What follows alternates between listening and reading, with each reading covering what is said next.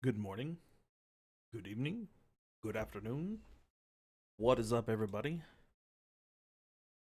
How are you doing in the fine world? Hopefully, you are good.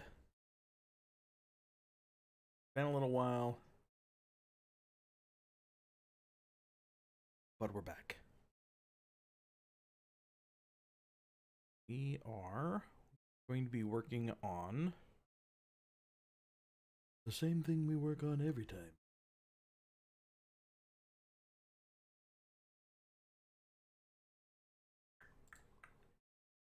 What's up? How's everybody? Really good.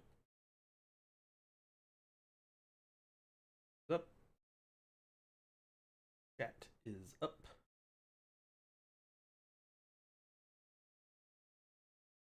Yeah, super good. All right. So this is the project that we've been working on for the last few streams. This is a collectible style sculpt um, to eventually be printed and painted. The original concept was done by Bjorn Fury. It's right over on the other side of the screen, this side of the screen. And it's in from his book Abominations, which is a book of concept art that Bjorn did. And it was published through Kickstarter last year, 2 years ago, something like that. But this is one of the characters that he made in the book. Kind of teamed up with him a little bit, and going to be doing this for print. So this is how far we've gotten so far. Initially, if you've been around for a little while, we started this one as a video game character asset, but decided it would be more fun for me to do a collectible sculpt because I don't get to do poses very often. My line of work. So on my free time, I like to do things that I don't necessarily always get to do at work. Most of the work that I do is a pose as a video game character artist. That's where we're at. If you would like to go back and watch some of the previous stages, you can go to ZBrushLive.com and find my name, Brendon Isaiah Bengtson, and go back and take a look at my page. You could also peruse the ZBrush YouTube channel, and they have everybody else's past videos there too. So cool content. Go check that out as well. All right. So today we are going to start working on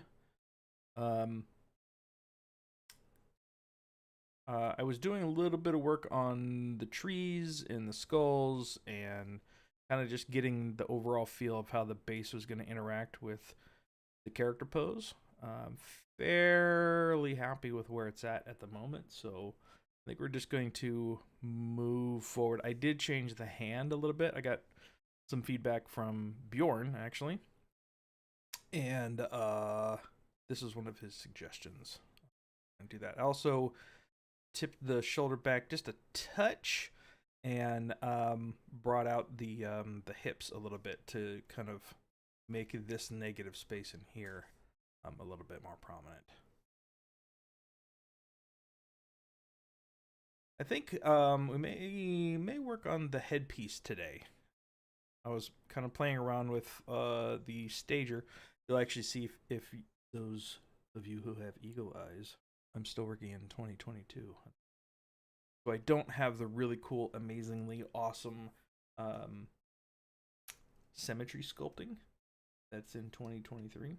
Be really, really helpful right now, but I don't have it at the moment. So we're going to try to use the stager to see if we can get the headpiece back into symmetry. But if you look at it, it's not symmetrical, right? So we're going to try to get it to a point where it's somewhere within symmetry so I can work on this side and this side at the same time. but leave the neck twist in there. See what we can. So what I've done is I have my home stage and my target stage set up. So if I switch to the home stage, this is where I have it for the moment. But I think if you do mirror and weld, it's still just a little bit off. So I gotta try to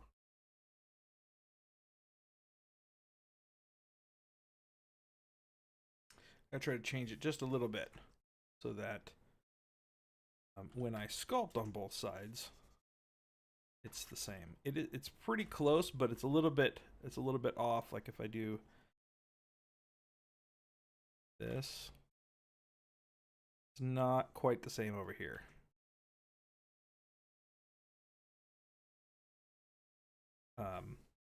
So that's what I'm gonna try to do. See how it's off just a little bit. Going to be an issue. So let's try to fix that. Just gonna kind of strong arm it here a little bit, thinking that if we do mirror and weld, like it's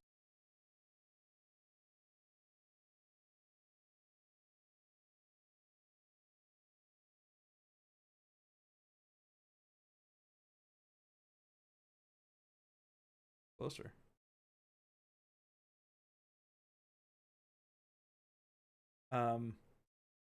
Yeah, and I tried, it doesn't, mirror and weld is the whole piece, so I'm wondering also if I can actually break this up into a couple different pieces. Like, wondering if I can find a seam in here, so this is all one piece. And then maybe find a seam in here. So all of this can be a separate piece. Maybe even this piece here. So that I can separate the head from the wings.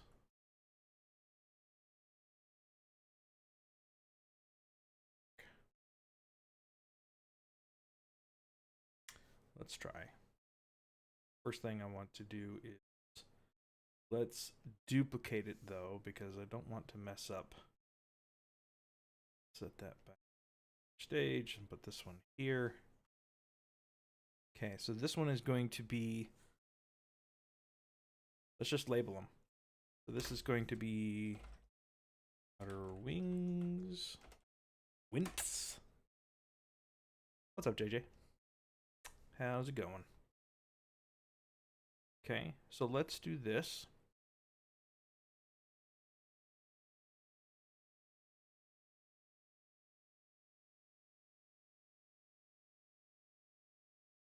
Okay, we're going to find a spot and get the head out. Maybe even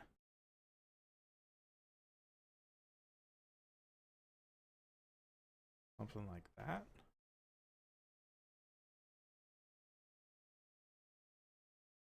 I'll have to see what the back looks like. Can Chat GPT sculpt in ZBrush already? I hope not, man. I hope not. Put us out of a job.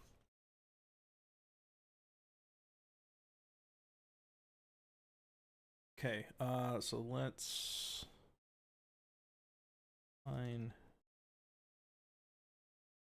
pull this back a little bit.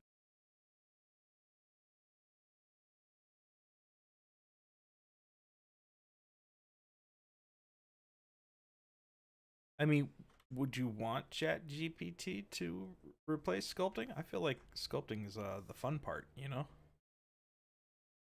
I don't think I would want it to.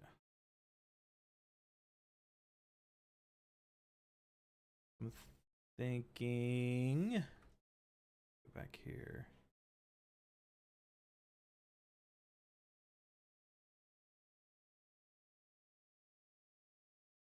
So if I do it this way, if I keep the head out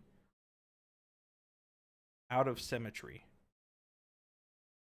and I just separate these guys, then I can just do a mirror and weld, and then these will be symmetrical. I could sculpt on both of them at the same time, and then the stager should put it back up there. So I think that would work. Hey, did you pose it before you do the armor? Actually, I did the armor first in a pose, and then I posed the body, and then painstakingly moved everything after I posed the body. So it's a little back and forth. So kind of use your best judgment. But when it's the easiest to do it. What I'm going to do is we are going to let's duplicate this guy one more time just in case. That off. I like duplicating things many times. But yeah, accidentally mess up, I have something I can go back to. Okay, so let's do group masked. Okay, so this is the idea. We just get everything else. So we do split hidden. All right, so this should also retain my stages, which is great. So now let's do close holes. Okay, that closes those. Before we do that, let's just make sure that we have this done correctly.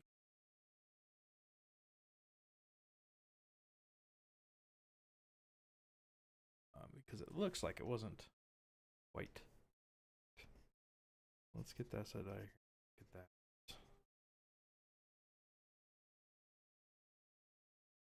Maybe we'll take cut out of that like that. And then we'll find a natural seam in the design. Too.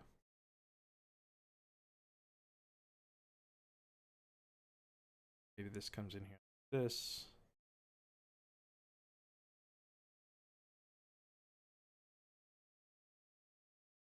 There. And then we'll have to figure that out, which is fine. We'll just mirror it and then mirror and weld because I like this side a little bit better. And then we can adjust the portion of the head that is asymmetrical. Doesn't mind. Okay, cool. All right, so let's do.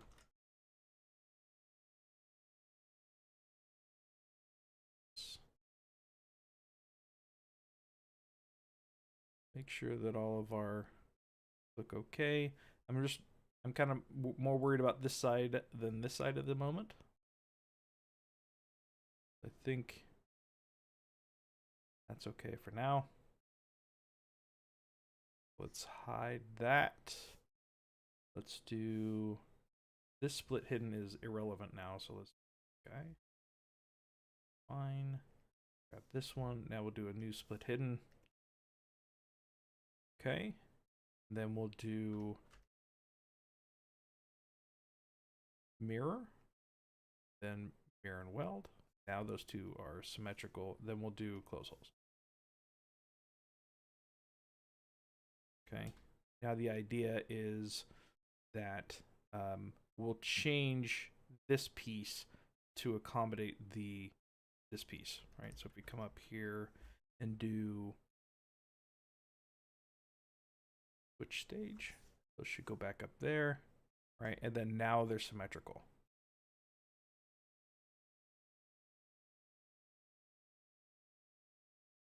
That will work. Okay, switch stage, we'll go back down here. Before we do close holes, let's just grab this color. Close holes, same. Okay. Great. Now what we could do, grab this one. We don't need that little guy, so let's do delete hidden. Let's grab this guy out of here.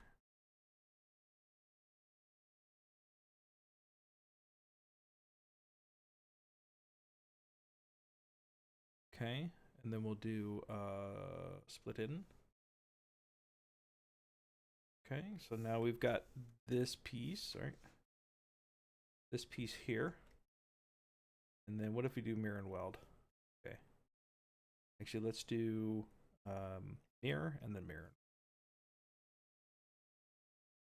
Okay, so now this is symmetrical. The wings are symmetrical. Then let's do the same thing to this back piece.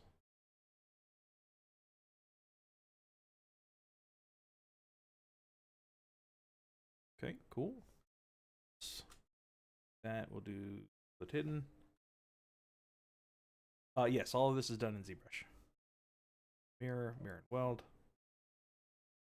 Okay, so that is symmetrical back there, and this is the only asymmetrical piece now. Just fine, right?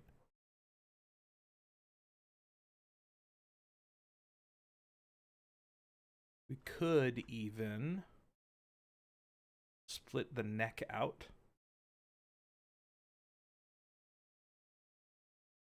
Okay, let's do this. Let's do close holes. We could keep it where the head piece is symmetrical and only this neck piece is asymmetrical. I think I like that idea better.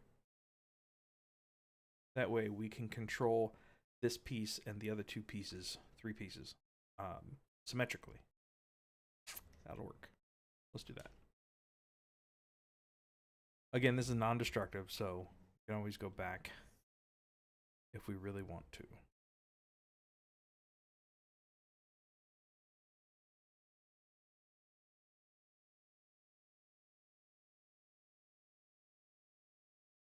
Okay, let's take a look here. I think that piece would work. Let's take a think about the... Can you hear me okay? How about now? Just me. Yeah, turn me up. Wondering. If I do mirror and weld... Oh, you can only do it when it's... Okay. So maybe we'll take this as our skull piece.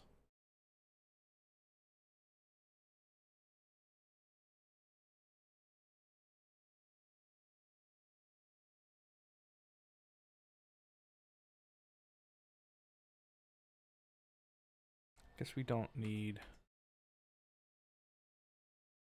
this stuff either. We only really need up to here because with the mouthpiece is actually up there and still it could be symmetrical. I'm not sure if it is yet. All right, so let's do that. Let's make sure that we have I'm just doing a Control W to apply new mask. Hello.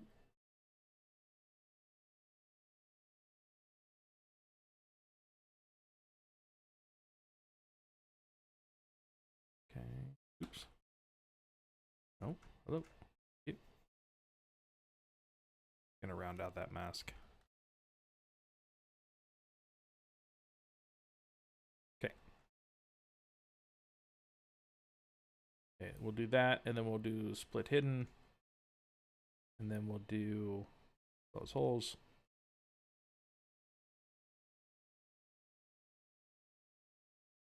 And now what if we do mirror, mirror, and weld? Right, so now we can work on all of these pieces together as symmetrical.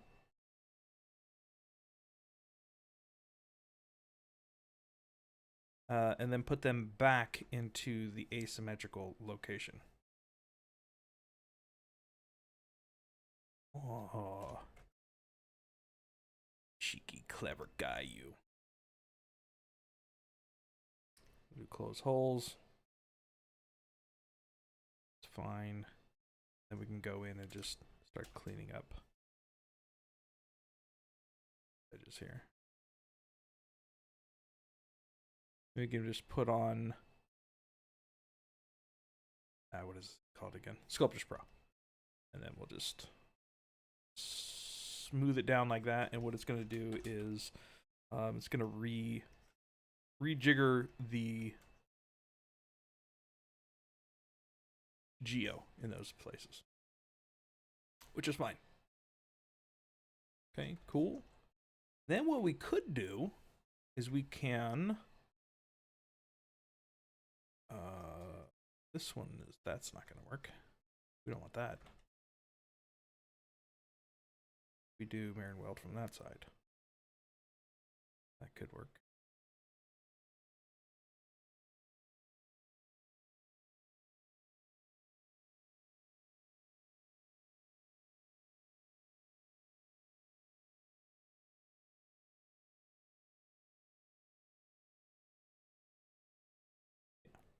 That'll work. We can just redo those too if we need to. Right, let's clean up these edges. Do a little housekeeping here. Cool, that looks good. That'll work. What we could do is we can go back up to these guys now and then just merge everything back down. And because they're separate pieces, we can just use our move topological and move them independent even though they're in the same subtool. What if I want to, amazing work, thank you. Thank you very much. Thank you. What if we want to learn to sculpt collectibles? Where can I learn it? I think there's actually, I think Paul Gabry is actually doing sculpting for print. So there's the print side of that. Look up Joe Mena, who does a lot of sculpting in ZBrush for 3D printing. Look up Caleb. I forget what his last name is. He does a lot. Grab his last name.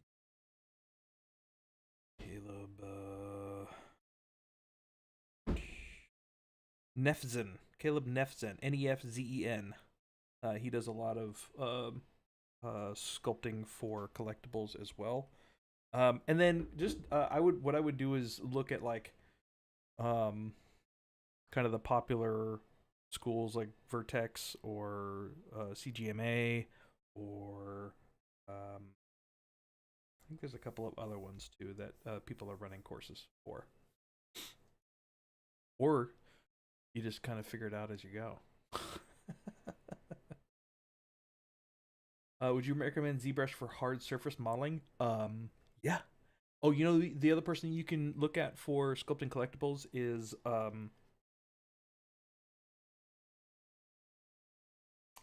the Chaos Masons guys. K-E-O-S. Chaos Masons. M-A-S-O-N-S. Marco Plouffe is, I think I said his last name right, but Marco, who also streams, is doing massive collectibles of his own line. It's a Neo Apocalypse, I think is what it's called. But so he's doing the Four Horsemen for hard surface stuff, for print. And I think he's getting his runs done, actually printed and painted by Sideshow. So take a look at that as well. He's absolutely amazing, especially for hard surface. Okay. That's the whole thing. That is good. This one needs to do close holes. And then clean this guy up real quick. Just clean up the edge there. Okay, looks good. This one we need to do close holes. And close holes is in tool geometry. Close holes.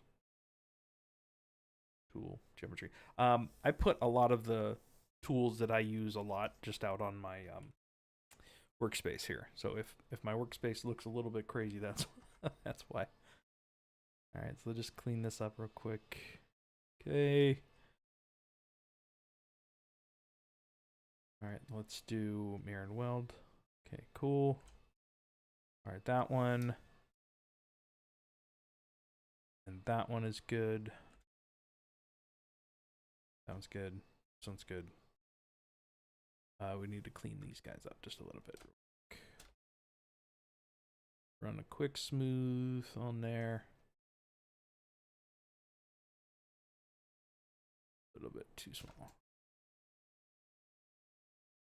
The bigger your subtool, and the smaller your cursor for Sculptris Pro, the longer it takes to recalculate. So there's that.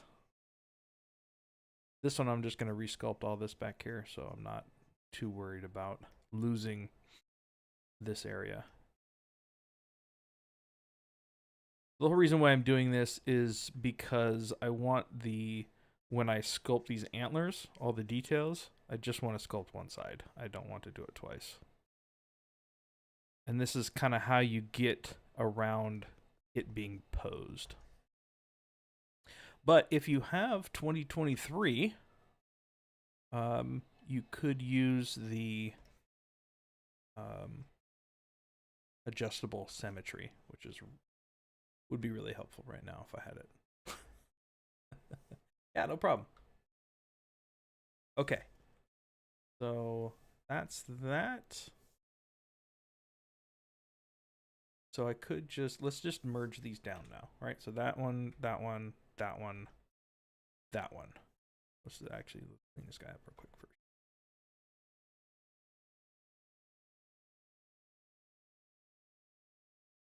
Just a couple spots. All right, that should be good. All right, so let's go back up. Let's just do merge down. Fine. Merge down. Merge down. All right, so all these are symmetrical now. Now I can sculpty all I want to, and then the stager will get those back to where it needs to go. All right, so if I go like this, and I go switch stage, there it goes, right back to where I want it to. And now when I move things around, right, you can see some of the issues that I have, right? I'm gonna have to adjust the head a little bit, the mouthpiece, and these pieces, which is fine.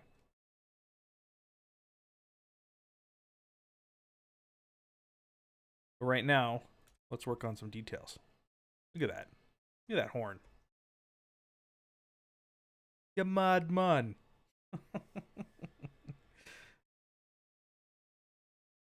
All right, so let's work on the integration here of these guys. I got my symmetry on. So we can start doing things like this.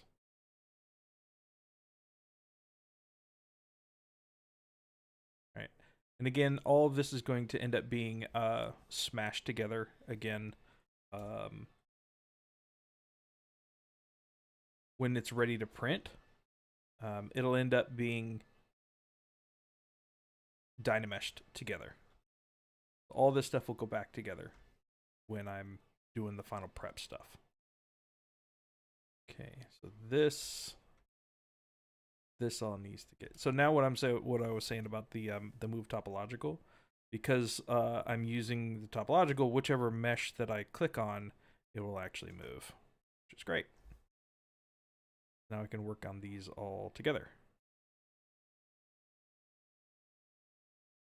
The same. I can even do topological on any of my brushes. So like if I'm doing sculpty here, right? I can sculpty on this, or I can sculpty on that. Really helpful. Topological is actually in brush auto masking topological. If you're looking for it and don't know where it's at, brush auto masking topological. And this is brush dependent.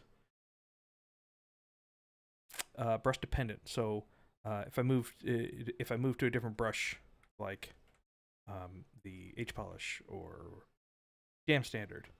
I can turn that on and off. So that's why I keep this out on my workspace here. Just joined. What keyways are you using? What keys? I'm just gonna do, because this is for 3D print and not for like PVC production. I probably will. We're looking at how I'm going to. Oops, how I'm going to split this up. So I probably will we'll split the body out, right? So like I probably will have a key in here under the foot. I probably will have a key under the foot here. So this whole base will end up being one piece. For a 3D printer, all of this stuff should be able to print all together. So I may do like lower body, upper body. So I may be able to hide something in here. I don't know yet.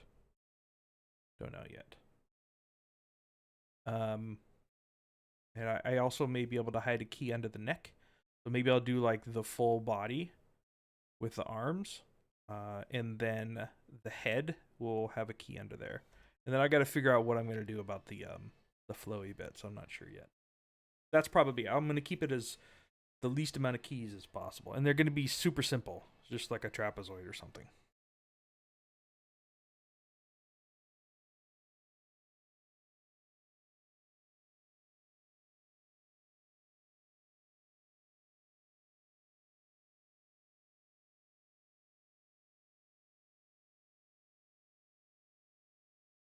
Do I use a pen tablet or display? I have made my entire career on an Intuos.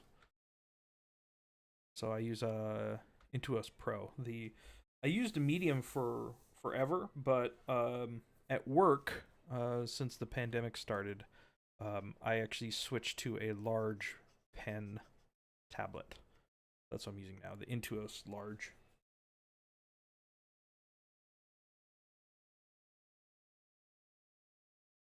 Okay, let's resolve some of this stuff.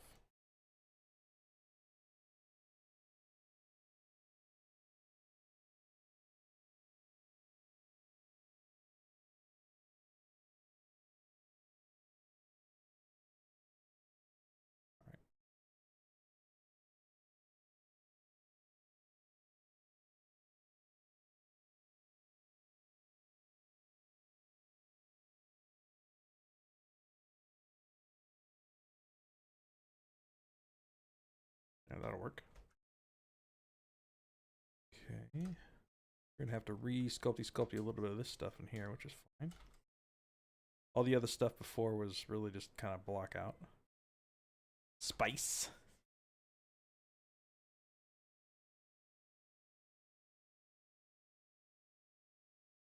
The other thing I love about the Sculptress tool is that very liberating. Sometimes I get caught up in, oh, I gotta save this piece. Oh, I gotta save that piece. I really like this one little thing about this piece. I want to save it. A lot of times it's nice to just get in and resculpt something.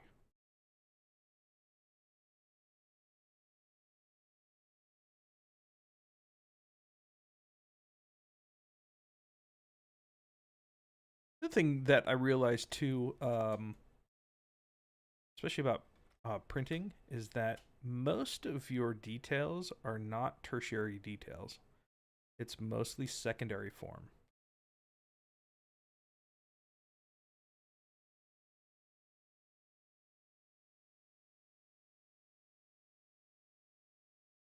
Come like that.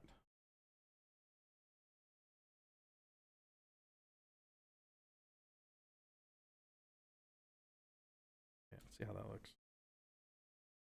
I feel like I should have a hotkey for switch stage. What should that be? What is X? Symmetry. C is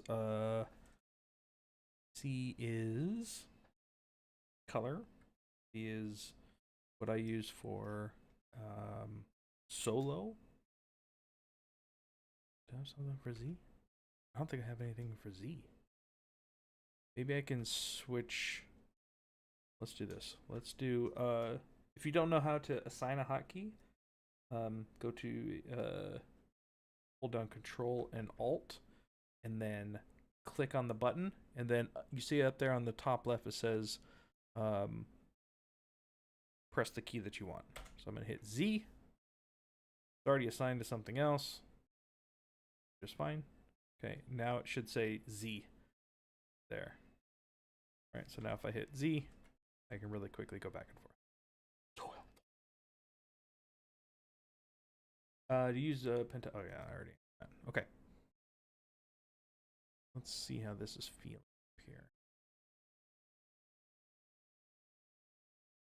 I'm thinking that I may need to shift the target stage over a scotch.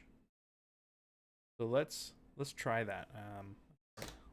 Save it first, just in case. Save it.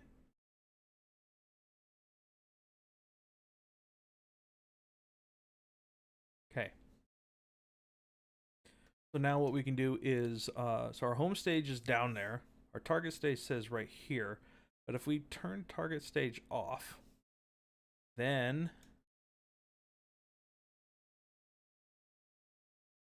is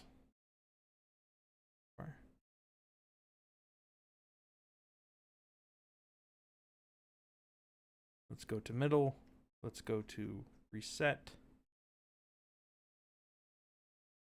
And maybe what we can do is just say, let's push it over here just a little bit. That? A little bit more. That. And then now we hit target stage again, and that says, okay, that's my target stage. So if I come out here and hit Z. Oh no!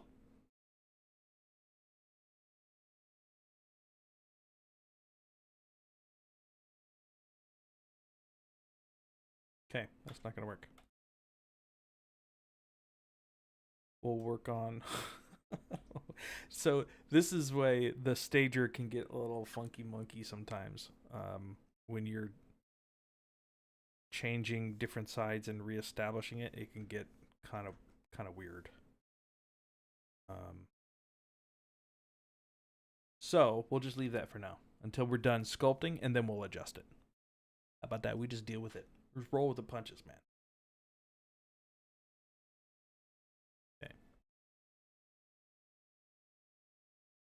Thanks, Ahmed.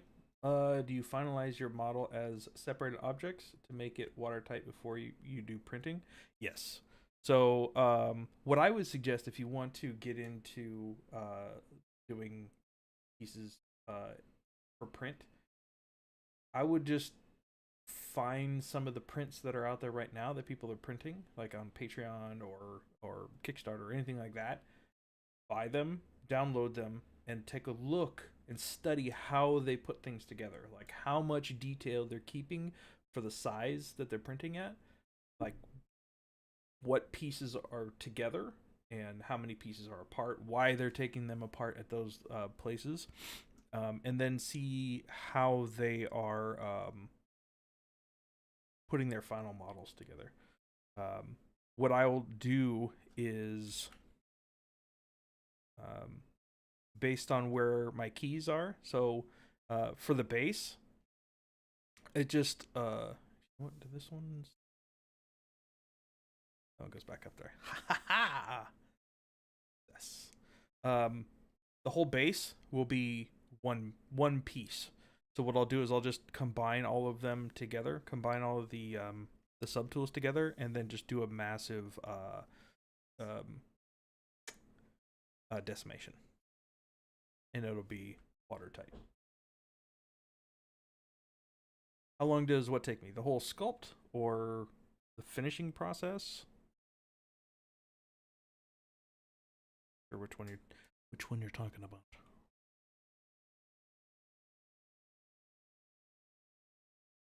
All right. Sculpty. The high poly. I mean, depending on the complexity of it, it could be a long time. Really depends. This is just a passion project, so and I'm really mostly doing this work for this stream, so it also really depends when I'm streaming. This one we're just gonna end up dynameshing all this stuff together, so I can just have this stuff overlap.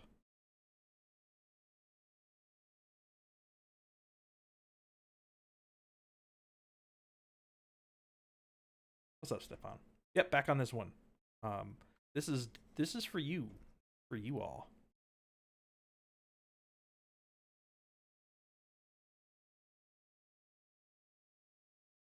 I'm not sure. I thought the target stage you could reestablish a target stage too, but apparently maybe not. Is what I'm gathering.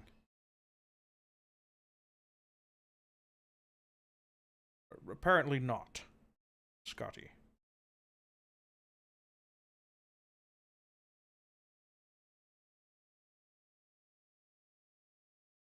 So another reason why I wanted to split these up too is because when I'm using Sculptris Pro, all it has to do now is redefine this mesh, not this entire thing. So it actually speeds up the performance quite a bit.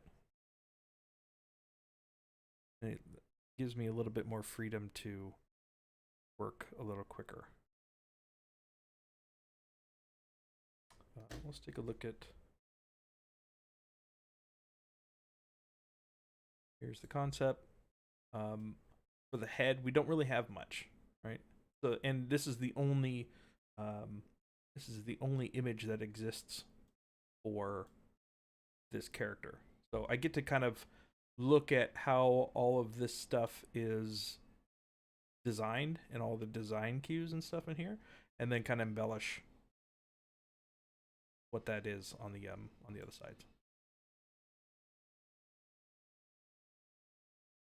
So I get to have a little bit of fun.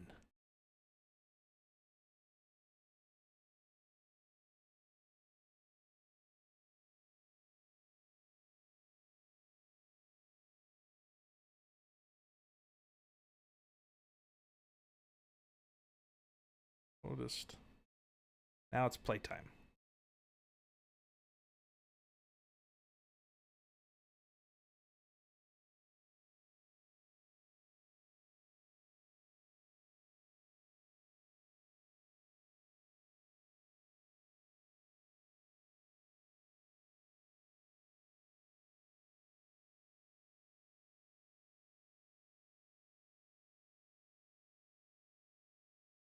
This is actually usually where I throw on music and just zone the shikaka out. Oh. I lost symmetry. Don't! Mirror and weld. Again, that's the nice thing is that because everything is symmetrical now, you just mirror, and weld.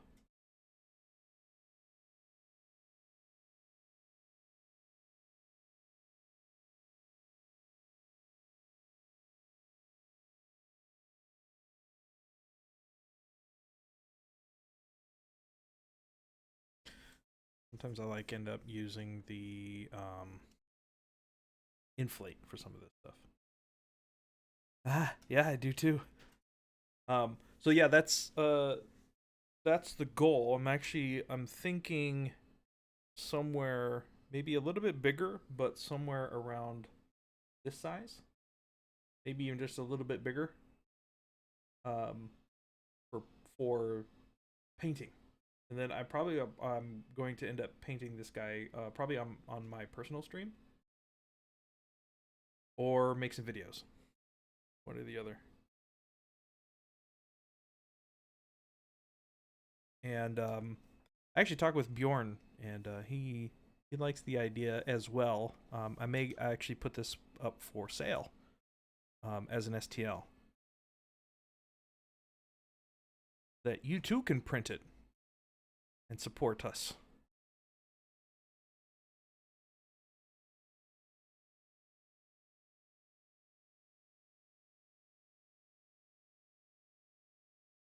But that is kind of the goal.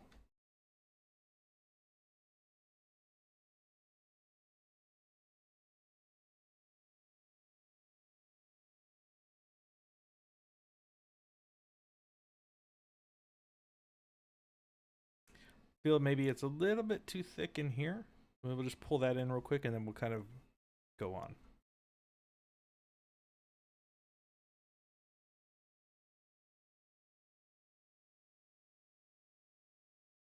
Maybe we'll pull this in scotch. We don't want her to have a fat head. Okay, and then she does have this kind of dual piece on this side. Only single one on that side, but I kind of like the dual, so we're going to end up doing that. Let's do that. We're going to make an executive decision. What you could do is, if you guys want to keep up on the progress of this as a sculpt, and let's see if we get to end up selling it. If you sign up for the mailing list at Clinker Built Studio, we'll probably be doing a lot of our official notifications through that.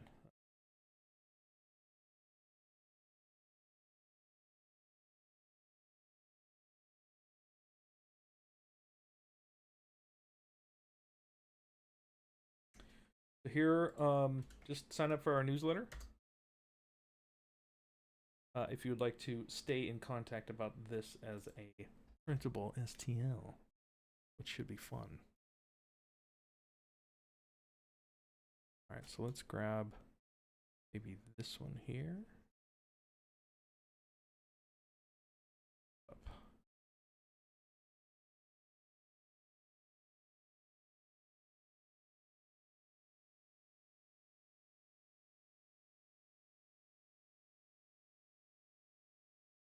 Okay, and I think maybe what I'll do is we'll just hide this guy for now.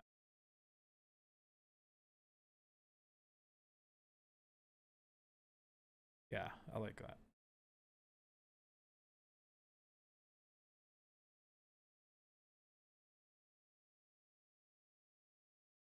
Okay.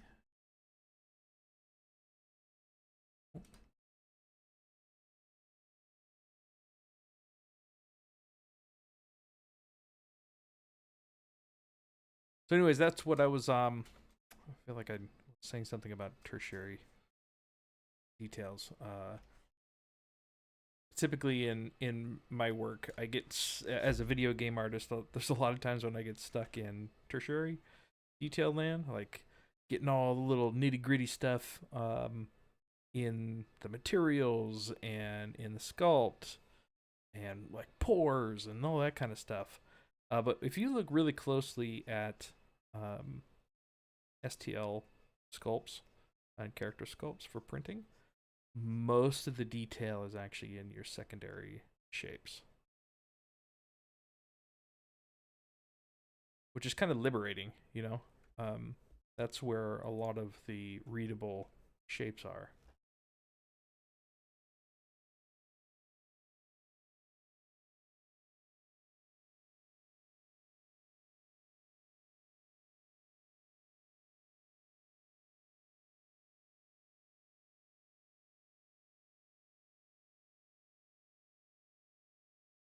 Right? Yeah, it's all about the secondary. Let's turn our Sculptors Pro back on.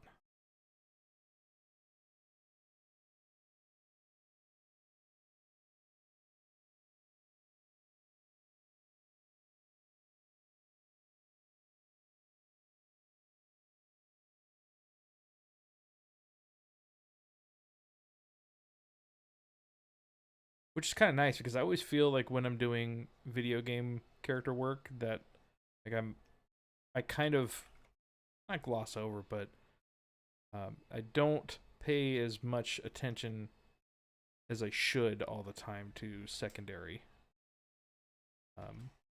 shapes. So it's kind of nice, and I just kind of have to remind myself. Um, but as I am doing more collectible stuff, it's really just kind of liberating to actually not even worry about tertiary so much. Get as much info as I can from all my secondary shapes.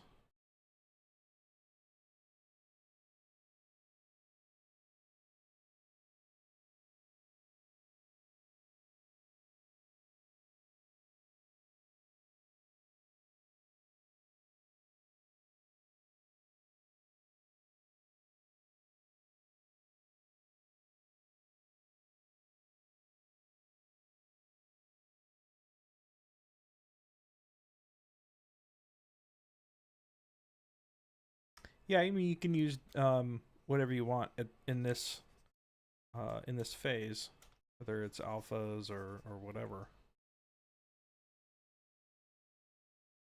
A lot of times too, what I'll do is I'll get to kind of the stage where we get kind of lumpy in here, and either I'll try to go and just kind of clean some of that stuff up, or maybe I'll just do a quick clay polish pass. So if I go to Geo, clay polish, and just run a clay polish on it, it'll clean up some of those shapes quite a bit.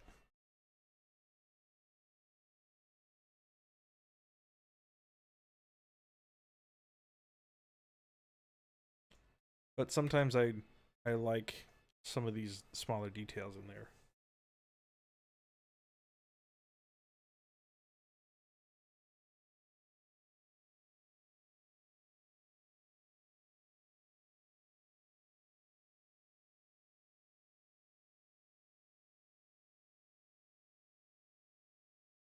I also want to make sure that I don't fill everything with detail. I want to be able to have places where I'm able to express uh, paint, not express paint, but and have areas where you can do nice gradients and stuff, and things in the painting phase of this. Sometimes you see sculpts that are a little too detail heavy, and then you don't really have a place where you can do a lot of like painting techniques, which kind of backfires a little bit, you know. I want to make sure that I leave some room for painting.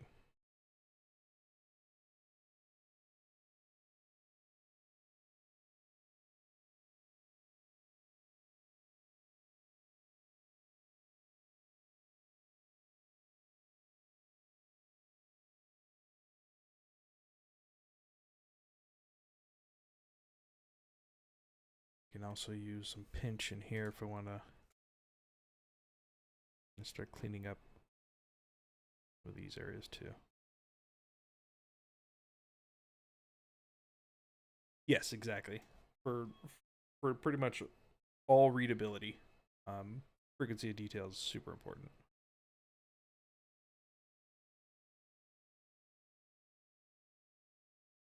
You are correct.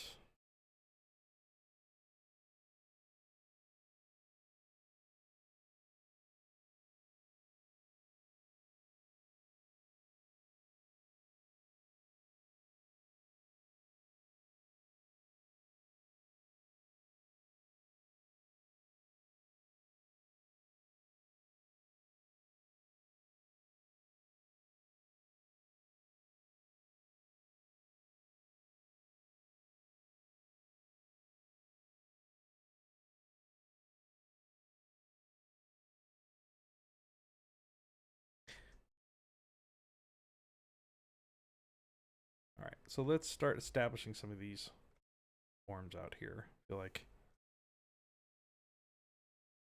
start doing that now.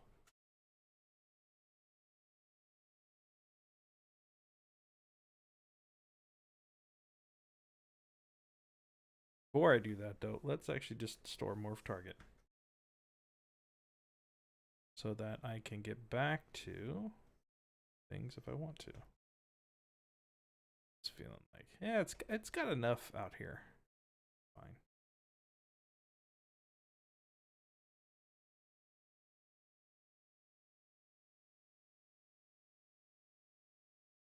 It's getting kind of squirrely though.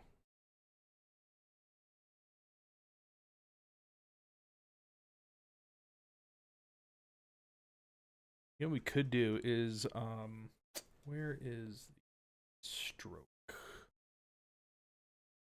There was, I forget what that was called. It came out a couple of releases ago.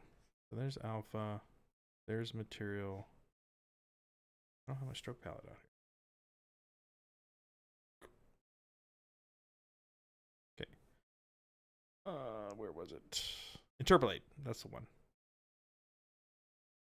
So if I go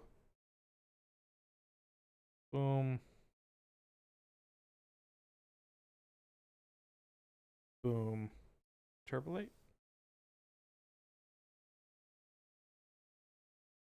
It's gonna crash. Ready? Ready for the crash? Maybe it doesn't like Sculptris Pro.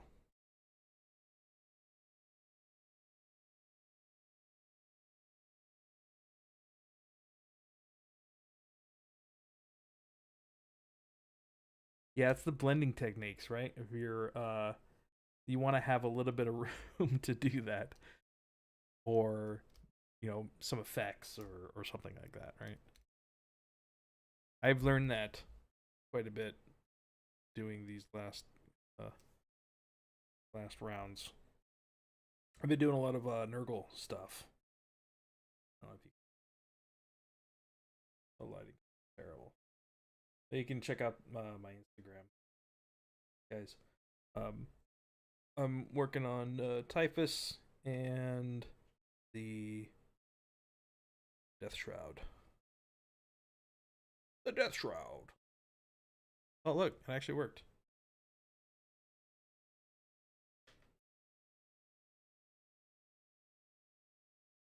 Let's undo that though. So let's go. Let's do this. And then we'll do that.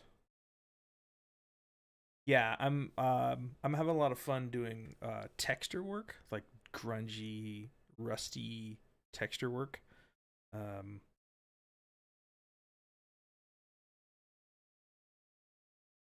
I don't really. This interpolate can work, but doesn't feel very good. So let's just move on without it. How about that?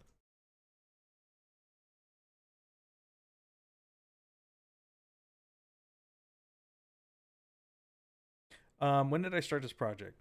It's kind of a trick question because I actually started this project quite a while ago, but I really have only been working on this project during the ZBrush streams. It's something I just kind of have going that when I want to do some Pixo streams, some Maxon ZBrush streams, I just come back to this project. So it's actually I started quite a while ago, but I've only put in, I don't know, maybe 40 hours at this point.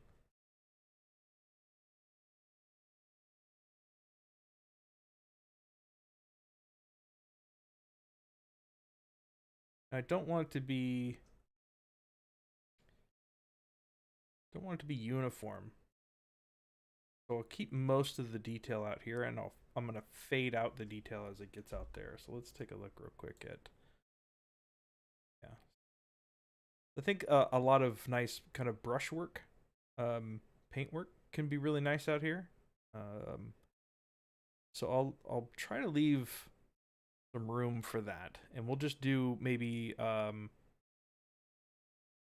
more primary shapes and larger secondary shapes in here, like these things, these guys here, instead of kind of more smaller stuff.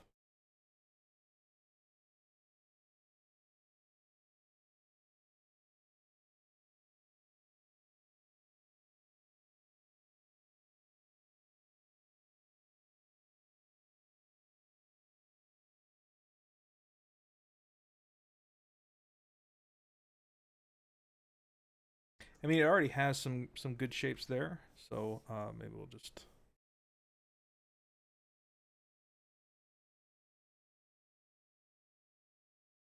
continue that.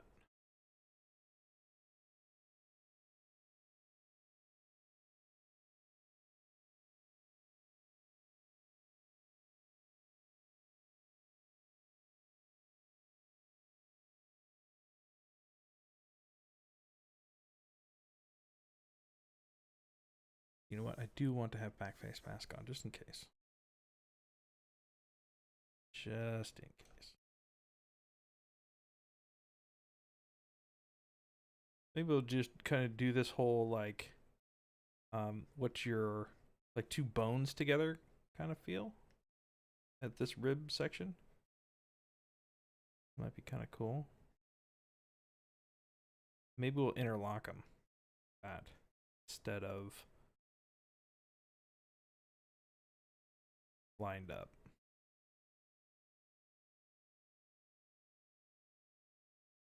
That looks cool. Yeah, so I'm trying to like keep some of these like under shapes pretty interesting. So like there's these kind of like shapes underneath everything, and then there's like these smaller shapes on top of everything. I feel like when you can combine under shapes and over shapes, it becomes really, really, really cool.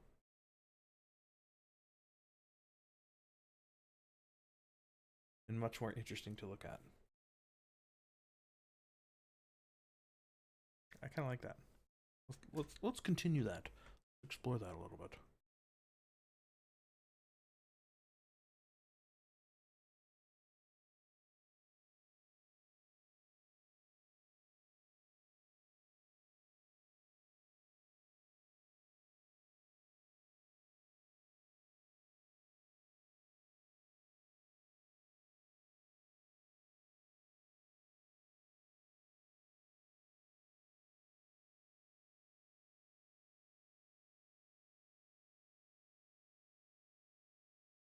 This is where I wish we could still listen to music on on this stream, but it's going to be on YouTube forever, so we don't want it to get taken down.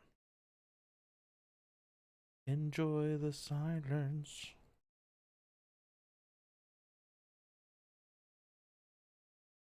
Punch this under shape up just a little bit.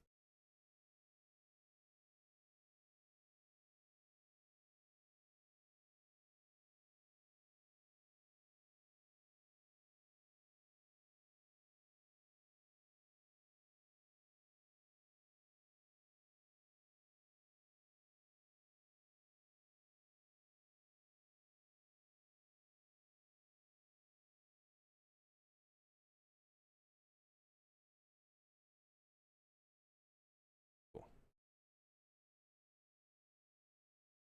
Yeah, you know, whatever, that's cool. Yeah, last stream, if you go back and watch the last stream, we kind of talked a lot about the industry, and we got a lot less actual work done, so I feel like this round is we can make up some of that lost actual work time. Like getting some actual sculpty done.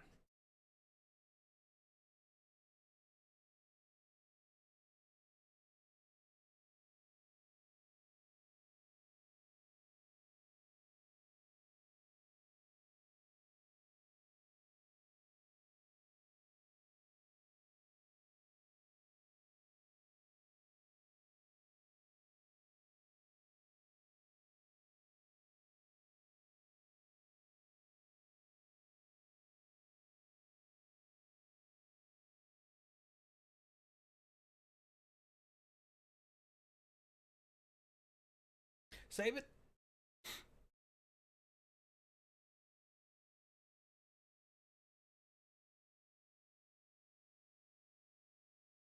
The other thing too is we've got this really cool underlying orange effect.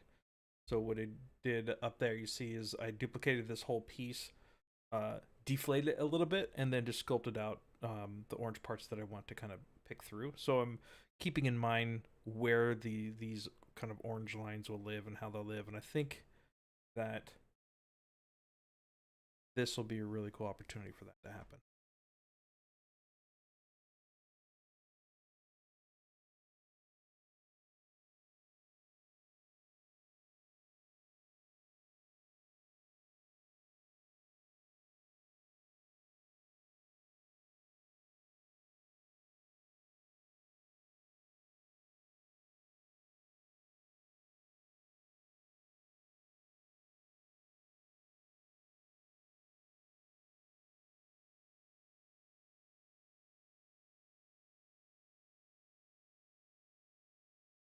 Maybe this under shape can be a bit more prominent coming through here.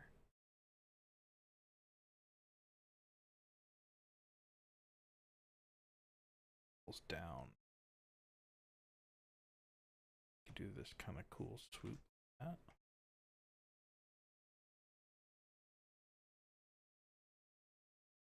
This is the part I love, just having fun with organic shapes. This is why I'm much more, I like organic sculpting a little bit better than hard surface stuff. I like this really nice flow of shapes. Of course, hard surface you could do that too, but I've always been more inclined to anatomy shapes. What's up, Cameron? Thanks. Coming along.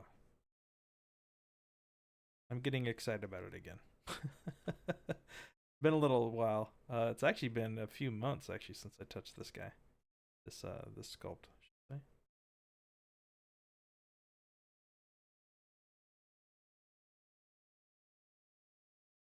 So I'm happy to back to it a little bit.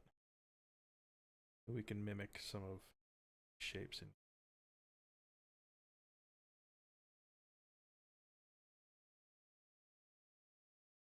But I also really wanted to make sure that this whole piece wasn't just some flat plane, right? I really wanted to make sure that no matter where you're looking at this, what rotation, that it's got really nice dips and dives and shapes that are coming out and weaving in, and it kind of has this life of its own. Yes, Akaki, we're going to be putting all these together. So, well, that's what she looks like without a headdress. So yeah, so probably what I'm going to do is the base will be all one piece. Probably the body up to maybe a key under the neck. So the arms, the legs, all of this stuff minus the capes will probably be another printed piece. And then I'll probably put the head and the antlers one piece, and that I'm not quite sure yet what I'm going to do for the flowy bits. But that's kind of what I'm thinking so far. I'll try to keep it as to the least amount of pieces possible.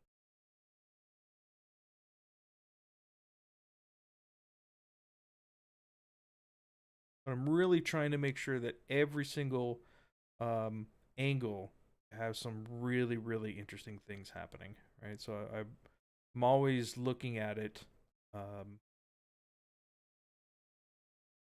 from the round. Obviously, this stuff needs to, but kind of looking at here.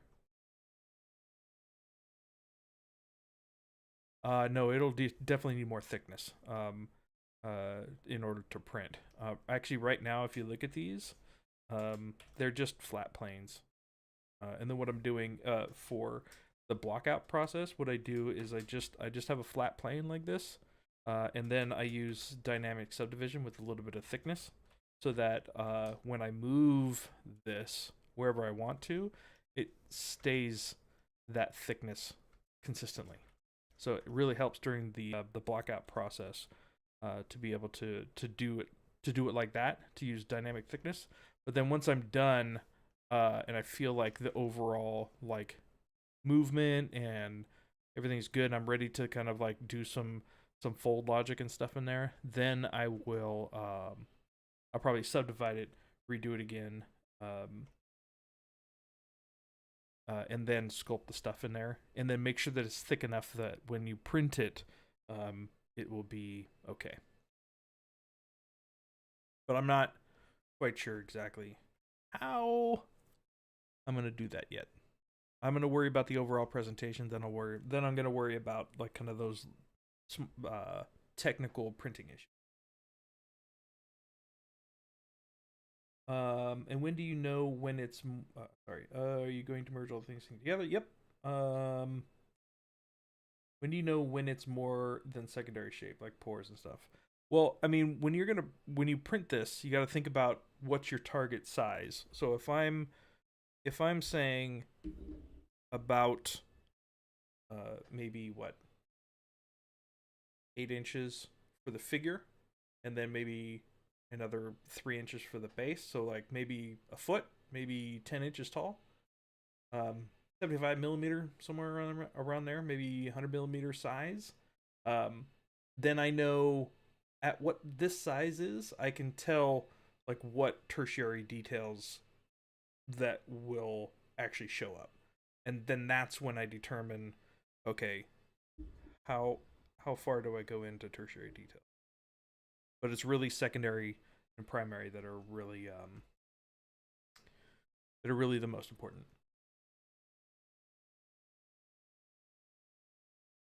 Best of both worlds. Yep. Yeah. It's I found I do that pretty much for like almost all of my blockouts for like a for cloth. Is to use that dynamic the thickness in the dynamic.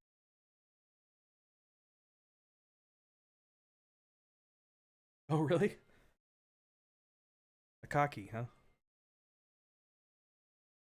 I'm not gonna attempt the last name though. We'll keep it at the first name I got right.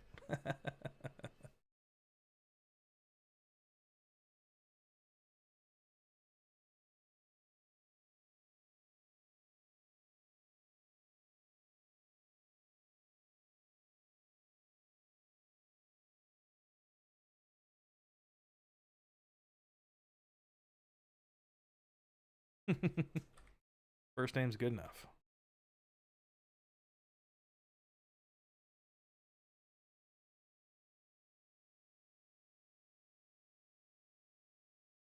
I really like one of my favorite shape interactions is having shapes dive into other shapes and then come out. I kind of name it as compound shapes. So like you see like this shape is coming in, like it comes out like this and then dives in like that, but as it's diving in, it's starting to get like this other shape kind of coming out of it. So there's this really kind of like cool like diving and folding into each other as you rotate around. I call those compound shapes, and I try to do the same thing for my methodology in the silhouette. So like as I'm rotating things around, like the silhouette is made up of things kind of diving in and coming out of the silhouette as you rotate. So you see like this is on a different plane, like as you kind of rotate around here, like the thing behind it is starting to kind of do more in the silhouette kind of back there, and then this one as you kind of rotate around it kind of comes into the main shape. I love those types of complicated shapes. So not only do I try to do that on the silhouette pieces, but I also try to do that in some of these the inner pieces too, where you have like this shape kind of comes in and then ducks in and kind of like flows down into the main piece, while other things kind of like come up and add to the overall shape around it. feel like those shape interactions are always really cool. You get a lot of energy in your shape reads too that way.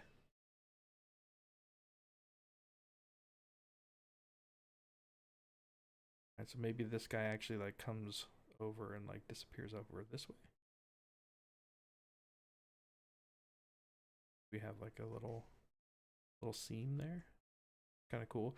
So like this entity of shape, it exists on this side, and then it continues its existence as it goes back and does something back there, but it also contributes to the silhouette as it moves from this side of the shape to the back side.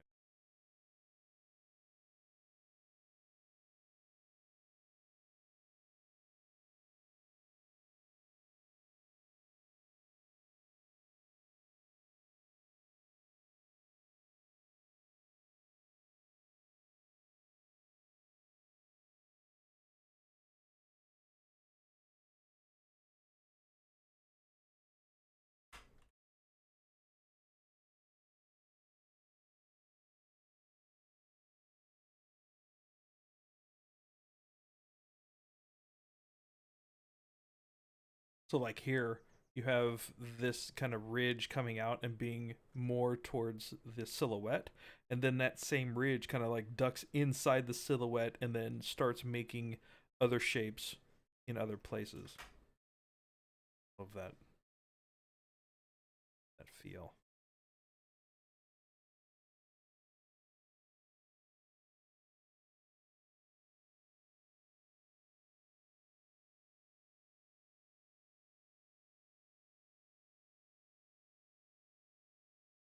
You hear the birds outside my window? Does that pick up on my mic? I don't think it does. But it's like sun's out, birds are chirping, having a good art day. Best day in the world. It's amazing what a good art day and a bad art day will do to you. It's our curse, right?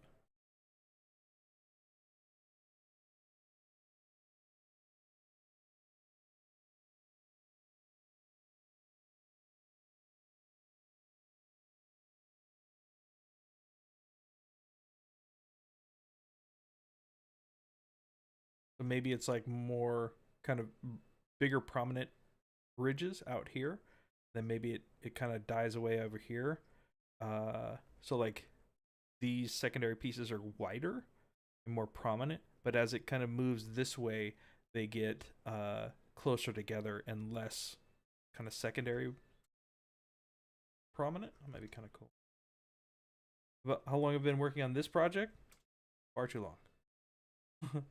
Again, I only work on this particular project during ZBrush streams, so it's probably like I only put in maybe a couple hours. Let's see, 2 hours a month when I'm streaming. So like one stream is 2 hours, and then I usually don't touch it until the next time I stream. So I'm probably, you look at this whole thing, I think I've done, I don't know, maybe 10 streams, maybe more. I mean, I guess you could look back on how many streams I've done on this one, but I would say maybe 30 hours is what I have into it so far. Not actually a lot of time, but it kind of feels like that from your side because you've seen me work on this for like ever. But that's just one of the things you'll have to get used to with my streams is that I try to show as much as possible for the streams,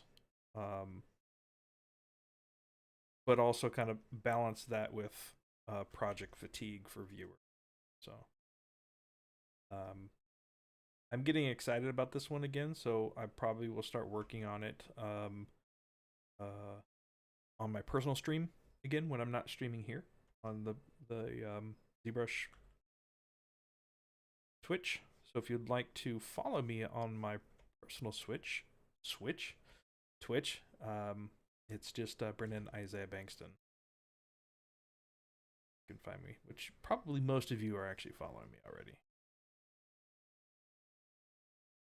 But that one, I'll probably get into more stuff than just ZBrush.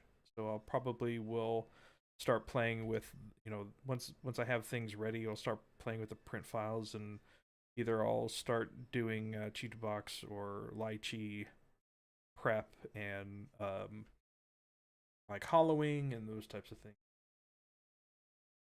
I guess I should. I actually have I think I have like almost 9,000 subscribers on my YouTube channel that I like doing live stuff, so YouTube is, I know I can stream to YouTube, but I just, the process of like making videos and like editing things together and like it just doesn't sound fun to me at all. And every time I try to do it, I'm just like, ugh, ugh. So I may look into just doing live streams on YouTube for when I'm working. Maybe I'll do like a restream thing where I can stream to multiple locations. But my YouTube channel does have a fairly deep subscriber account, so I really do need to do that. Yeah, that's what I'm thinking too, Kaki.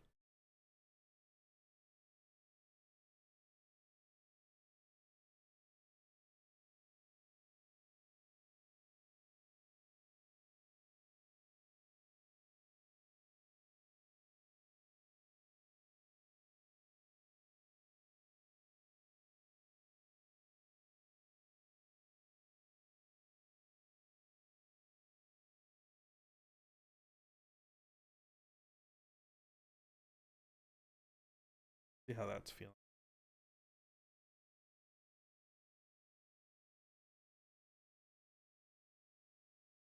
It's it's bordering on a little distracting, honestly. May want to just cut it back just a scotch. Maybe it's just because I'm focusing. Do you think that this is starting to get a little detracting from the rest of this? Maybe it's just because that's what I'm focusing on.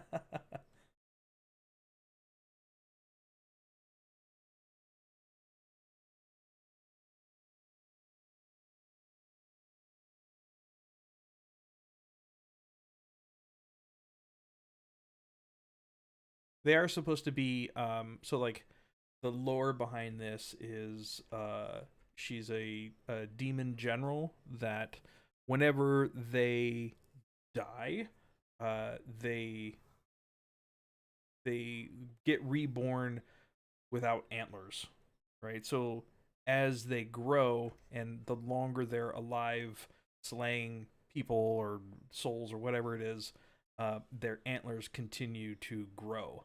So it's almost like the bigger the antlers, the longer and more badass this demoness is. So she's been going for quite a long time. So the idea is that these antlers actually do grow over time. So that might be kind of cool that this rib action is actually contributing to that lore. So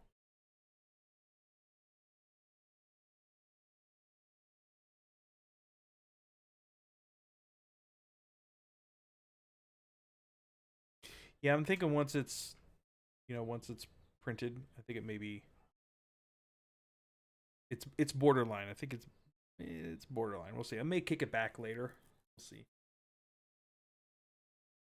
Yeah, I know, right, Stephen? She just can't. She has to turn sideways to run through doors.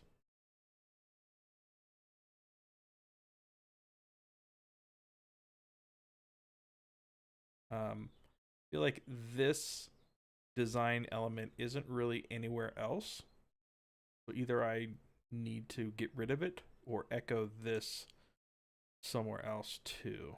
Which I feel at this point, because we have so many other design elements, I feel like this doesn't really fit. I may nix that.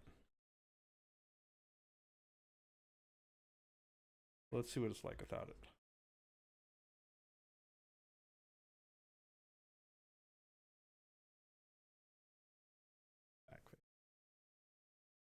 Back here.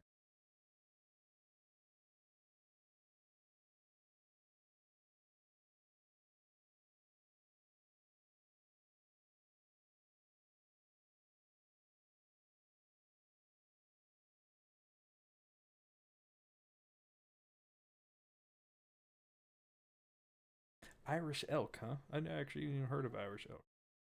Probably because they're extinct. Just that.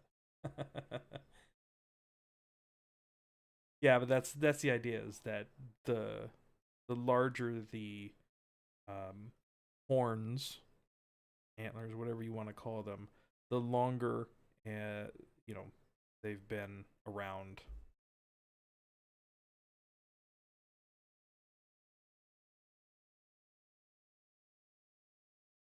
Yeah, she probably has some neck pains.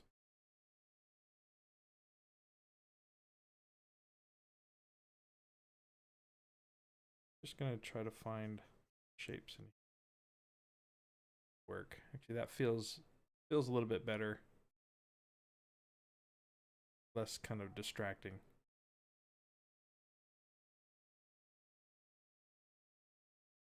All right, I'm gonna let that breathe for a little bit. What's going on the other side? Okay.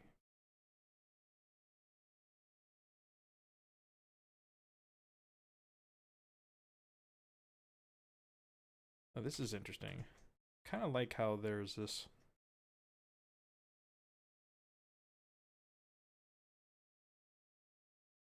now kind of like fused feel through here. Wonder if that could be a thing as changes.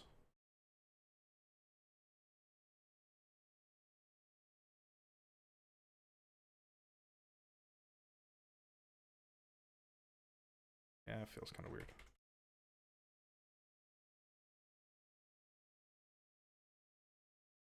Let's continue. Let's go down.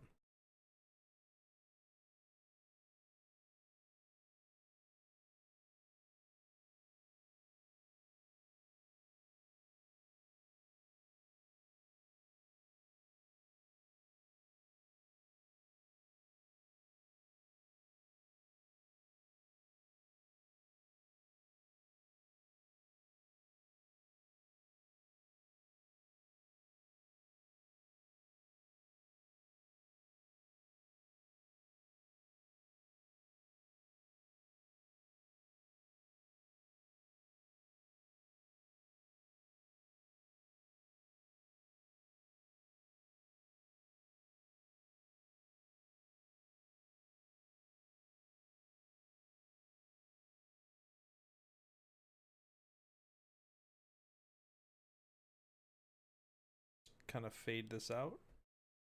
Goes up there.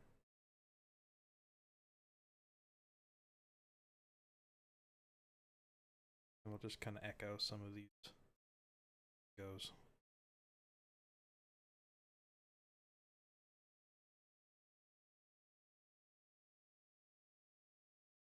For some reason, my clay buildup is acting wonky today.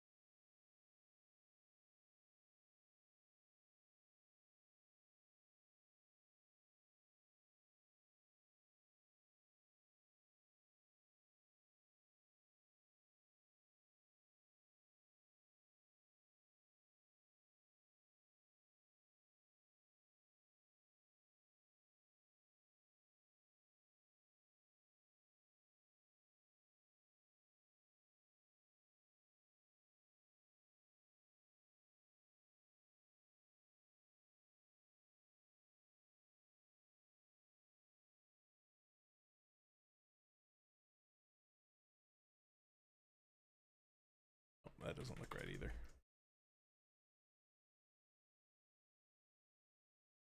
Thought that might be kind of cool, but it's just it's a little too much. Going back.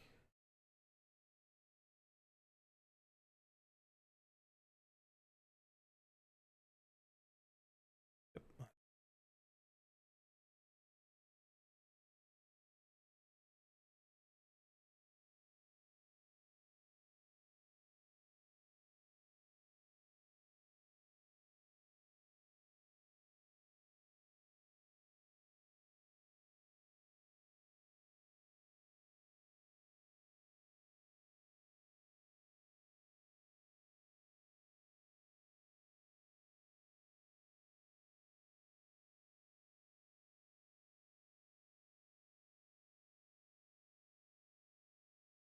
Hey, look at that.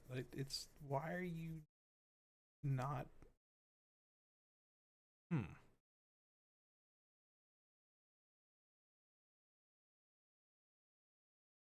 See that? It only wants to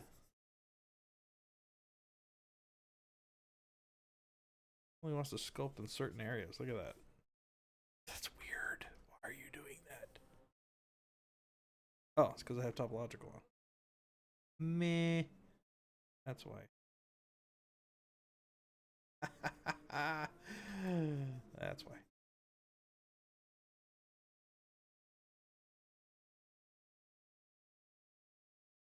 Always something.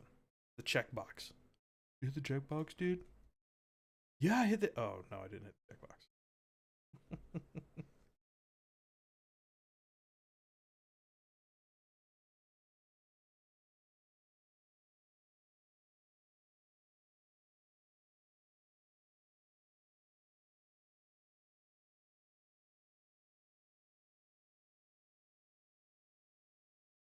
Too distracting.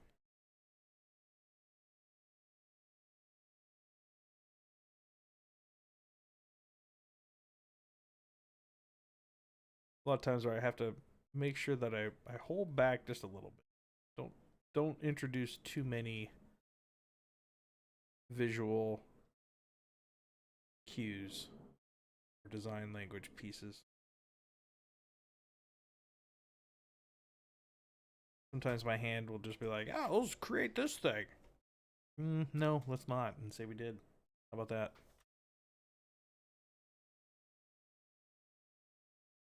How about them apples?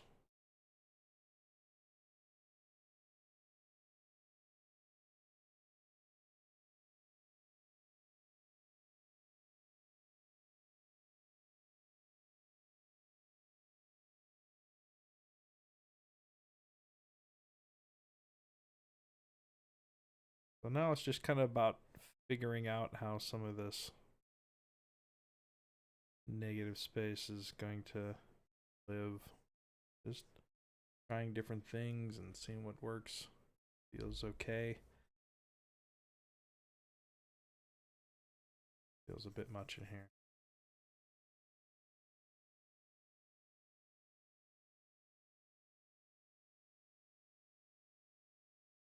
Let's get out of that.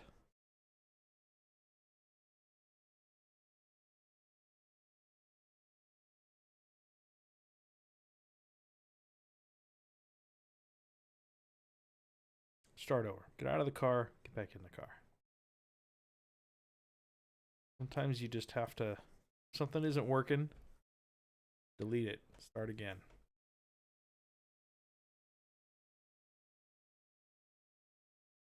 Gonna even out some of this stuff in here. Doesn't feel like it's jiving the way that I want it to. Okay, so we got this guy. Maybe he comes in here. Maybe this. There. Got one.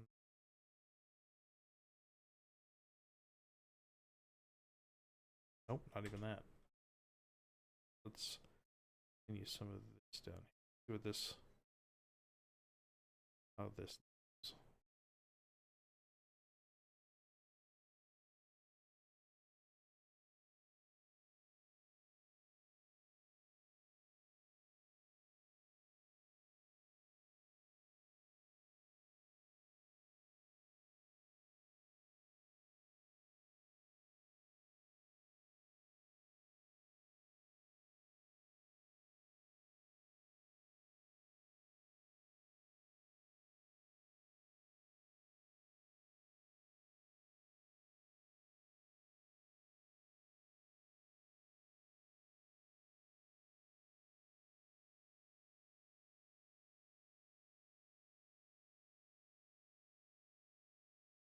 All right.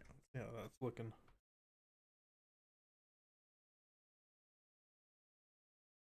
Borderline too distracting, but I think we'll continue.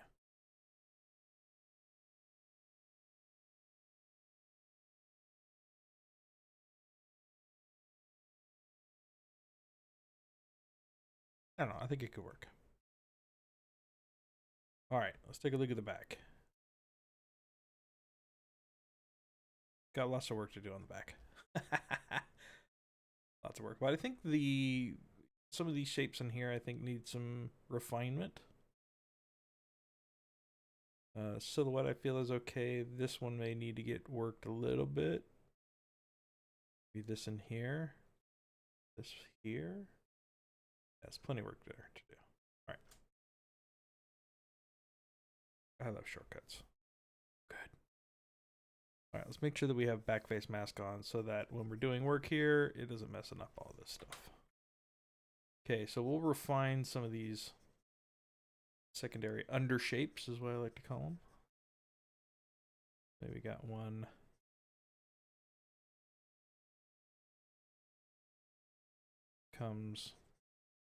So this will be the ridge shape. And maybe the ridge shape actually, well, it would be better if it comes from here.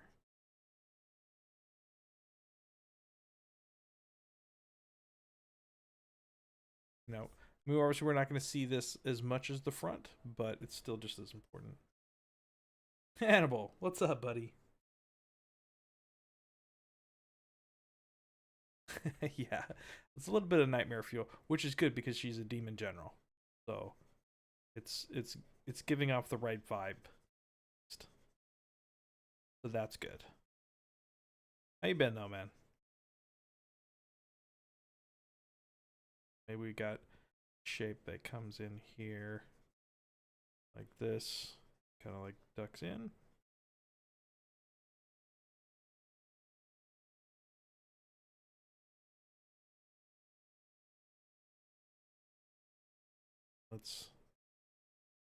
I don't want this to be too thick, but also don't want it to be so thin that it's not really believable.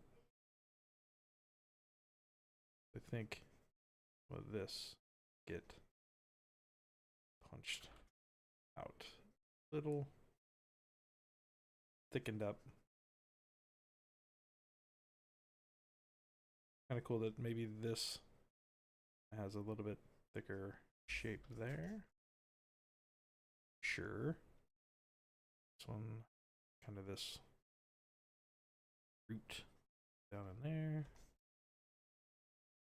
Maybe this one has a similar one. Kind of comes up like that. Kind of like what's going on here already. We got like 1, 2, and then they kind of both bleed into the same one here like that. Cool.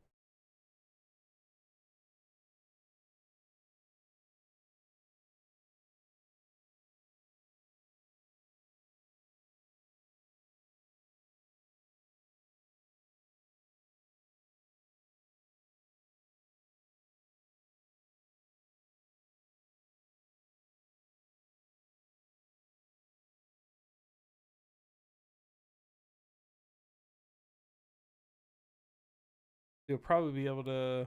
Nah, you won't be able to see both sides at the same time. It does feel that this shape should go higher, though. Maybe it needs to cut up here like that. That. One kind of dives down.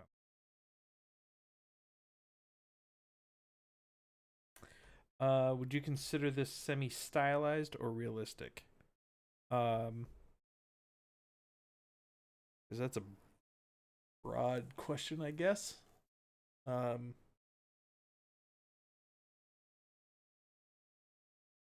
More towards realistic, less stylized. Right now, all of this stuff in here, like all of this armor and everything in here, will get this kind of level of treatment. So it's definitely going to lean more towards realistic.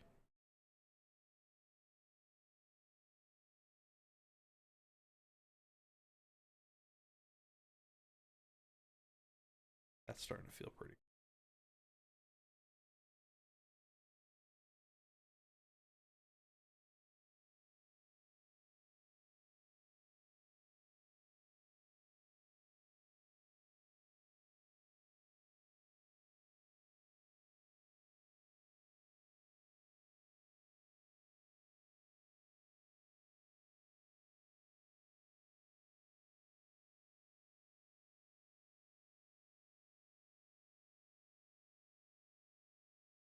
Try this again. And bless backface mask, man.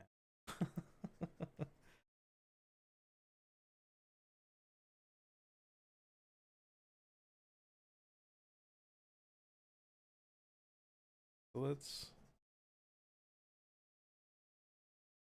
start this one over. Okay, so we got maybe this.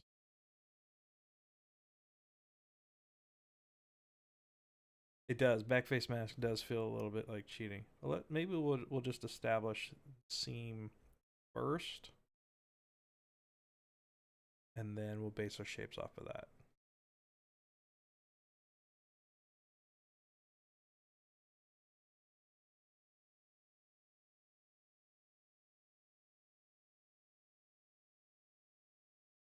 Yeah, actually, backface mask is one of those first tools that I really embraced. I was so sick of like not being able to sculpt on one side of something without like fear of like it messing up the other side. So I actually latched on to that tool really quickly. One of the reasons why I keep it up here in my list of things to keep track of.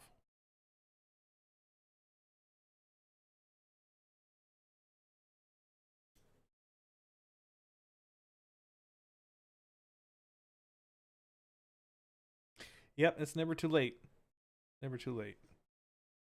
Do what you love doing, man. Find a way to make some money doing it.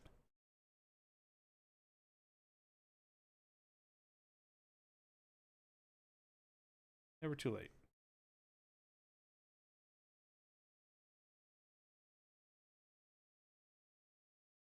Okay, this thins out here.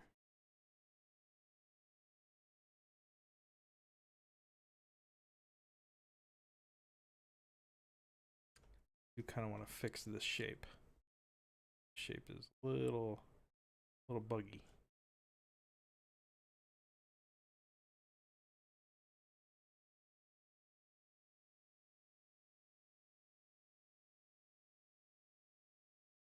Something closer to that.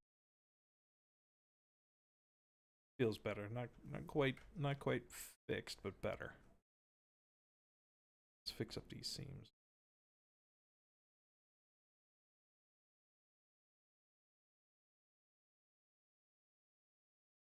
These seams I can really easily sculpt back up real quick when it's in symmetry mode, or when it's in asymmetry, and when I'm ready to dynamesh everything and kind of do final prep. I don't mind fixing those seams by hand.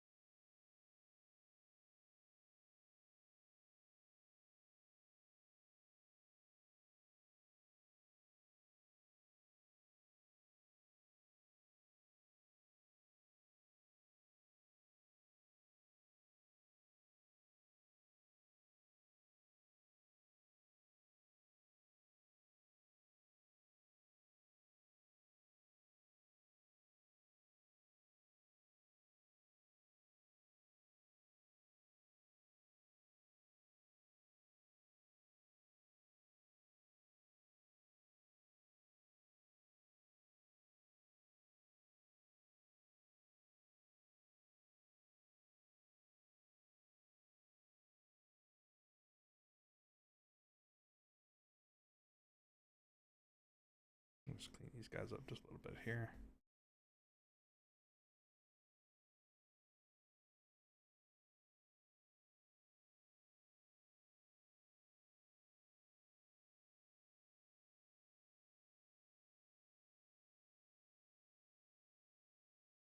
Save it.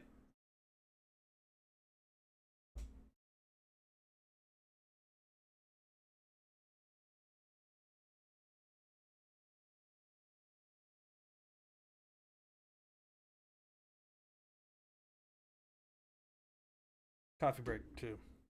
Forget your coffee.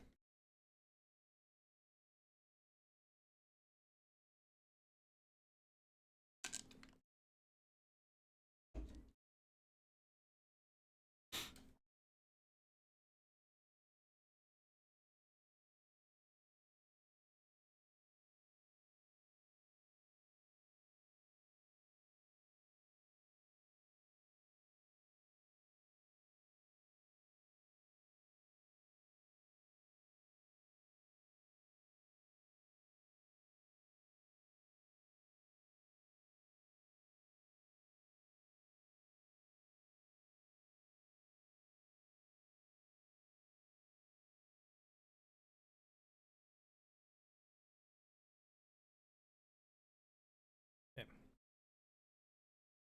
Yeah, might as well fix these. Got it.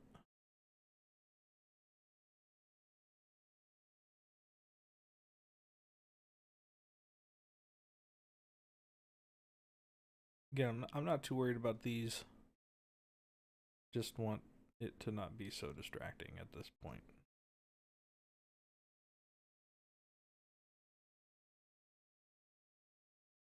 I'm just going to end up sculpting around them.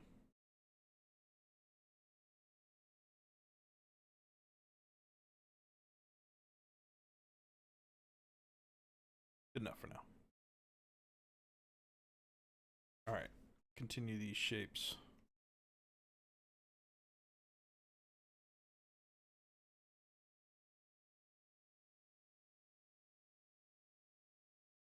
I do kind of want to make sure that it follows the silhouette there a little bit.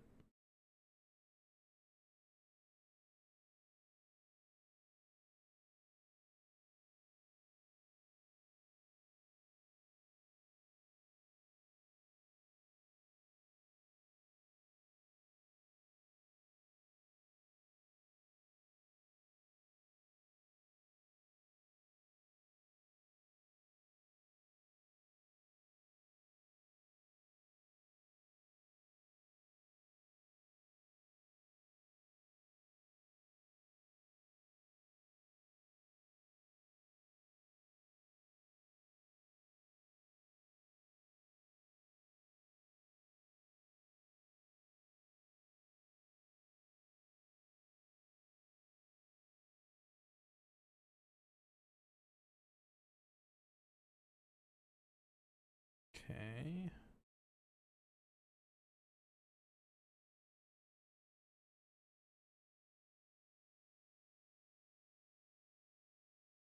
This will just bring down like that.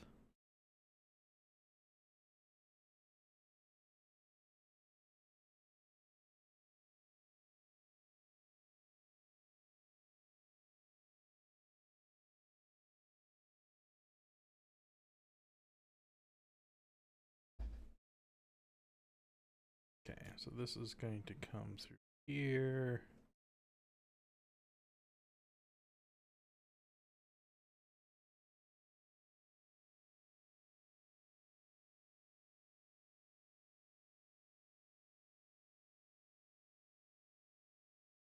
Maybe we can even echo some of this up through the head portion here. Kind of cool. We did.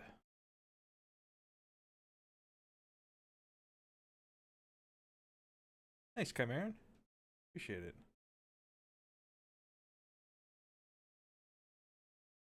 Got some of these things up through here.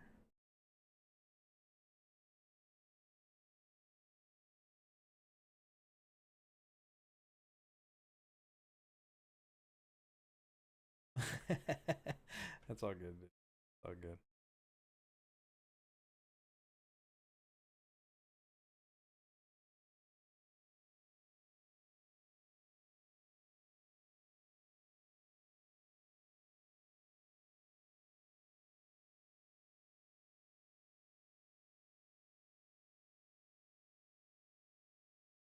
Start just establishing some of these rib patterns through here.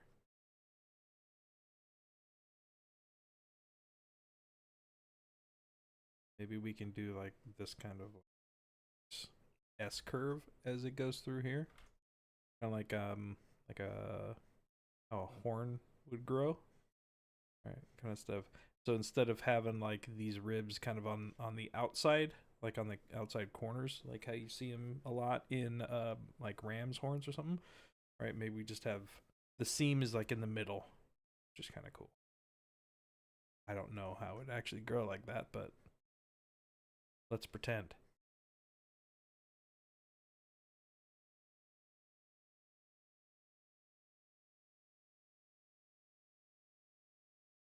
Let's go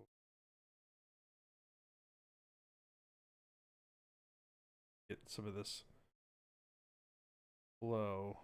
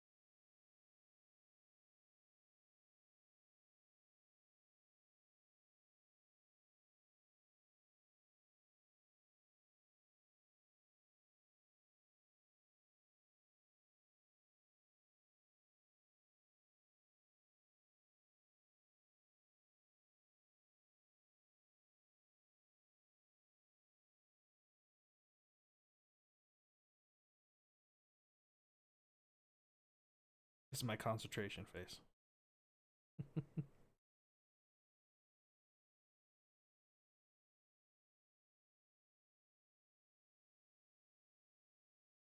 I mean, it's cool. It's kind of a cool it's kind of a cool design. I kind of like it. You don't really see that a lot. You see horns a lot, but not really like with the seam going down the middle of it. I feel like it's a little bit of a derivative, which is kind of cool. A new take.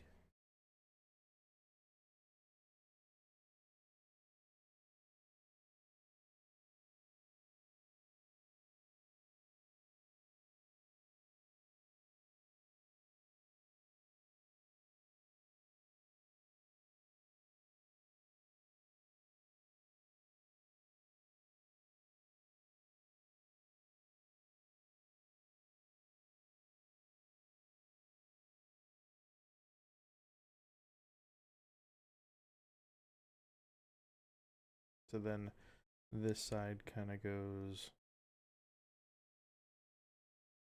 kind of go this way. Gotta go.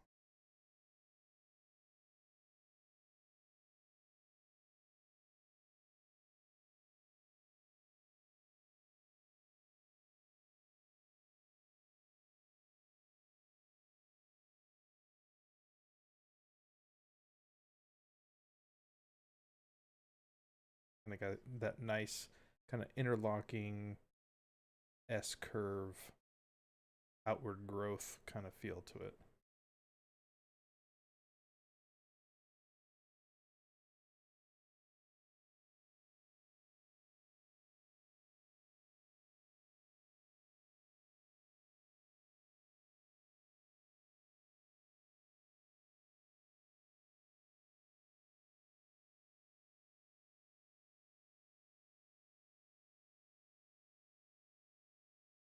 It kind of works.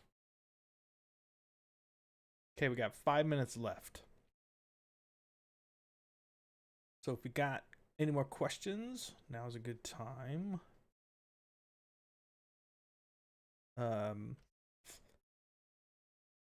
We are actually going to be having some commission space open here pretty soon. So if you or anyone you know interested,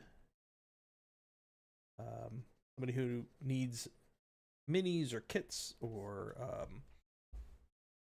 any of the such painted, that's what we're focusing on right now for Clinker Built Studio.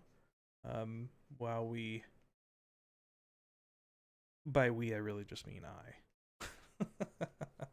But right now, doing mostly mini work for commissions, painting, building and painting. But we also do have some work up on the Etsy store. So if you go to clinkerbuiltstudio.com, you can actually find our Etsy store and see if there's anything up there that you would like to add to your collections. Thanks, man. I feel like it's a cool take on horns. I feel like it's something new, which is fun. I like new. I actually almost like this pattern better. Go with this kind of like this S shape happening, whereas like this is a little more straight. So who knows? I may go back and redo this front again because I like this feeling a little bit better.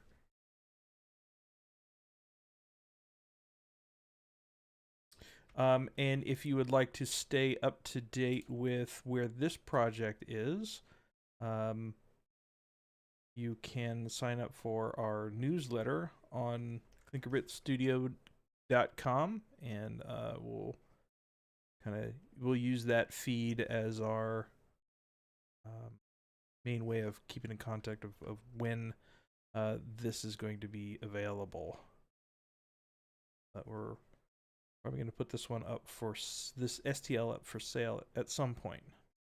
Don't exactly quote me on that, but that's the intention at this point, is to be able to release this to you guys, to help grow the studio a little bit, help out Bjorn and his he's actually got a new book coming out here called Oro that he has. Him and his team actually did another Kickstarter on it, which is going to be a lot like Abomination, which is basically a book of concepts from Bjorn. Really, really amazing. Kind of like this feel better. Awesome. It almost like it's like a mix between a horn and a leaf. Right? It's almost like this is the center of the leaf, and like it's kind of going out like that. I don't like that feel. I may actually go back and just completely redo this front.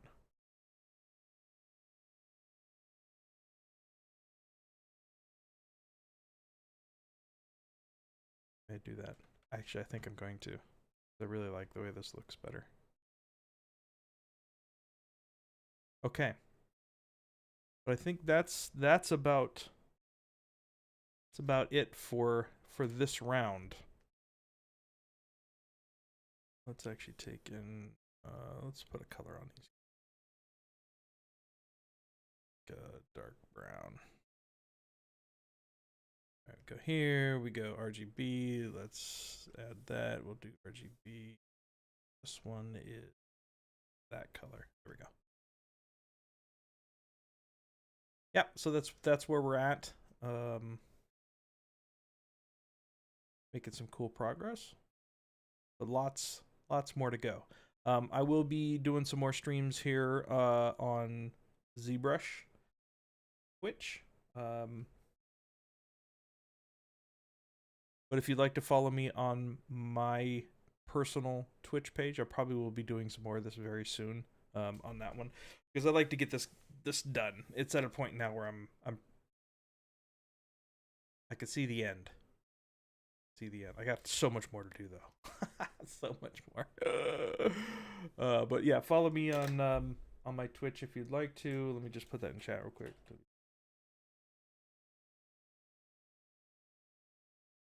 And thanks. Spell that for you. There you go. Also, if you'd like to check out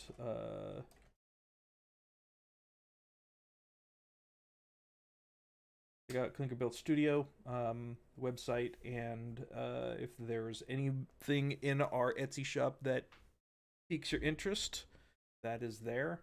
If you have somebody that may be interested, feel free to forward that stuff. That would be appreciated. Yeah, I think that's it. Thanks for coming. Thanks for hanging out. Hope you guys had fun. I hope you guys learned a thing or two. But most of all, I hope you were inspired to make your own cool stuff. So get out there and go make some cool shit. Got it? All right. Thanks, everybody. Talk to you soon. Later.